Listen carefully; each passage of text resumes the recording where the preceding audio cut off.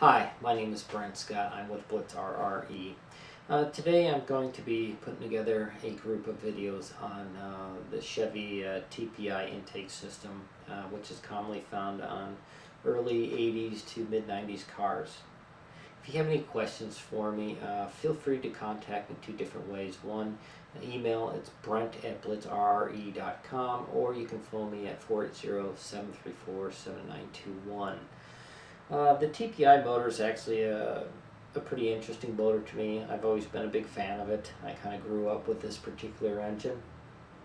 So I wanted to share some information with you as far as porting goes. Certainly that's going to be the main subject of this video, but also I'm going to try to give you some information if you want to go beyond just porting it and building this motor on some stuff that would help you out make some better decisions.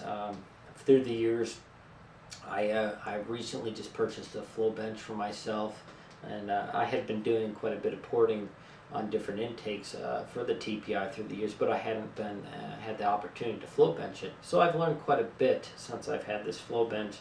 In the last couple of months, I've been working on doing some tests back on particularly the stock setup, as far as if you were trying to find the maximum gain out of it.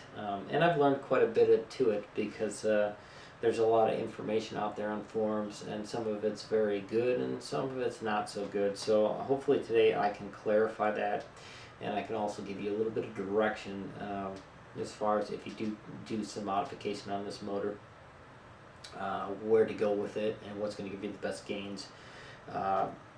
I've noticed that a lot of people have gone on the LS bandwagon as far as converting their car to an LS motor, and the truth is this is an excellent torquey motor, and if you work it right, there's guys that put 500 horsepower to the ground and have excellent torque numbers. So it's certainly a worthwhile motor to look into, and it might be cheaper to get that type of power out of it if you have this particular engine than versus going the LS swap and all that. Something to consider.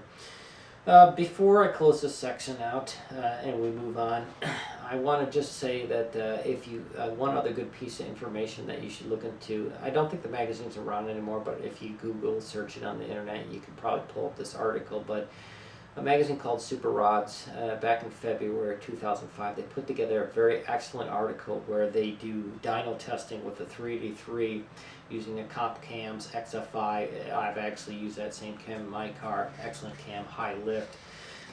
They test the stock intakes, and they actually test several of the aftermarket ones. Some aren't even available anymore, but they actually show a comparison all on board. So that's another really good piece of information, especially if you're looking to learn more about upgrading a TPI.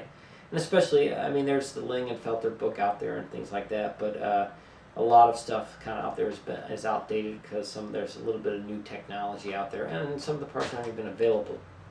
So I would definitely check that out as well, along with my information. This should probably help you out as far as if you want to do some upgrades and get a little bit better performance out of your engine. Okay, so we're done with this section, and I'm going to move on to section number 2, and we're going to talk a little bit more about the plenums and the runners.